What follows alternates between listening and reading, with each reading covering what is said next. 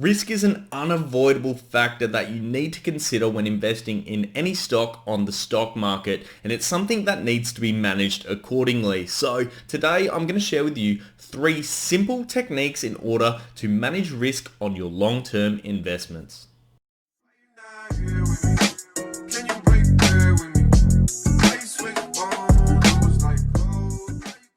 How's it going, guys? Ryan here, and today I'm sharing with you 3 techniques that are very simple to learn and understand and implement into your own investing strategy that will significantly help to manage the risk across your portfolio and de-risk any future investments.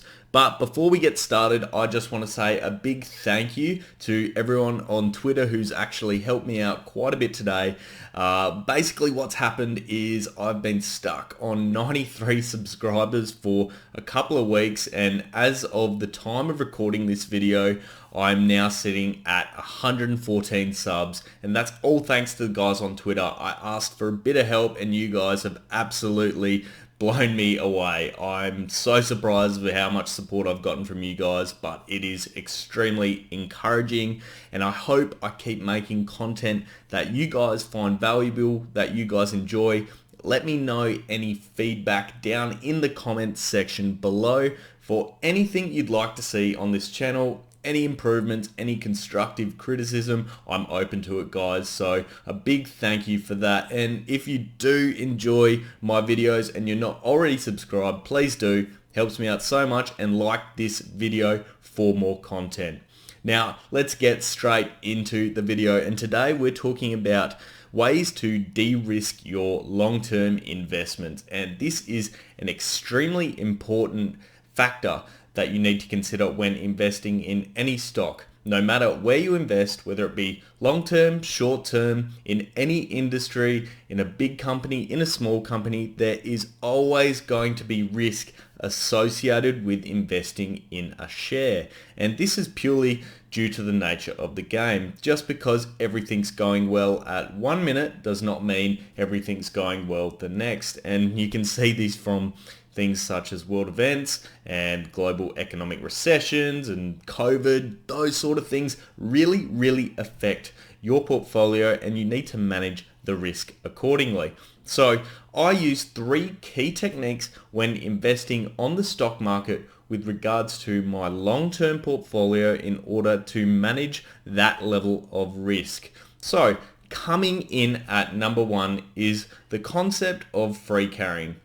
Now, effectively what free carrying is, for those of you who are not aware, is where you buy a stock and it will go up X amount. So let's say you've got $5,000 of your own capital invested in a stock. Let's say that bags, it goes up to $10,000. So you've effectively doubled your money.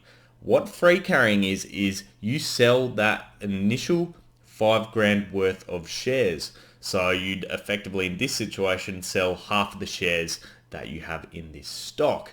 And what that means is you've taken out all your capital and you're purely playing with what a lot of people like to call play money, because that's money that is purely the profits from your investments. So none of your initial capital that you stumped up to put into this stock is at risk anymore. It's back in your bank account safe, and all the money that is currently sitting there on the stock market is purely profits. So you effectively eliminate your risk of losing any of the money that you stumped up front. Now, obviously this does come with the side effect of you've lost a portion of your shares. So if the stock does go up, that means you're not going to make as much money, but you've eliminated the risk factor. So you've always got to remember there's this balance you'll need to weigh up when you're choosing how to de-risk your portfolio. It's simply the same as if you're invested in a big blue chip company. It's significantly safer than a company which is an explorer, but the risk versus reward potential is very different in these 2 scenarios. One's very risky with a higher reward, another's less risky with a lower reward. There's always going to be that balance there. Now, This is something I highly recommend for those of you starting out. If you manage to get onto a share where you do make a few bags, take that initial money out, use it elsewhere, or just sit on it. You don't have to play with any of your real money anymore. You can just invest those profits. Second technique I use for reducing risk on my long-term shares is slow accumulation. So effectively what this means is you don't take all your capital that you want to invest in a stock and put it in all in one go. So if you had $10,000, for instance, capital sitting in your account, you don't want to just chuck $10,000 straight onto the share you want to invest in. Effectively what you do is every few days or few weeks or whatever time frame that you want to allow yourself, you invest a small portion of shares.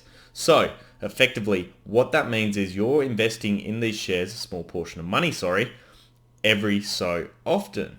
And that means that, for instance, if for whatever reason you've accidentally bought at the peak, that means you haven't chucked all your money in at the peak and it's slowly coming down, slowly coming down. Hey, you can buy a bit more, you can buy a bit more, and then it starts going back up again, and you've effectively not chucked all your money in at that single price point.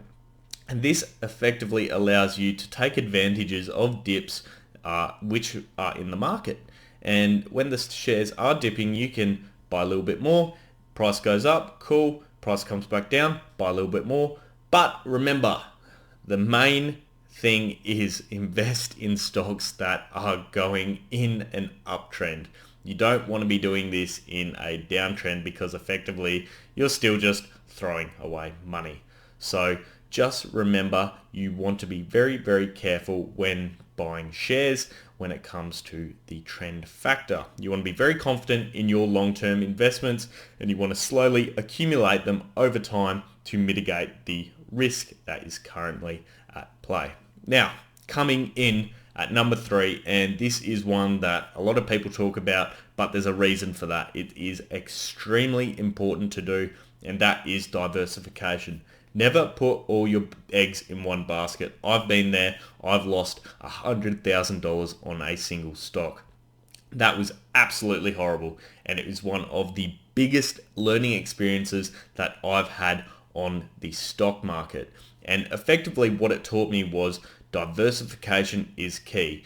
Now, you can diversify within the same industry, within the same sector, or you can expand. I'd recommend expanding because it allows you to hedge your bets. So for instance, you might be invested in tech stocks and then you might be invested in minerals and mining stocks. Two very different sectors that will likely be affected by the economy in very different ways. If one's going up and the other's going down, they might be able to balance themselves out, but at least all your money's not in that sector which is going down.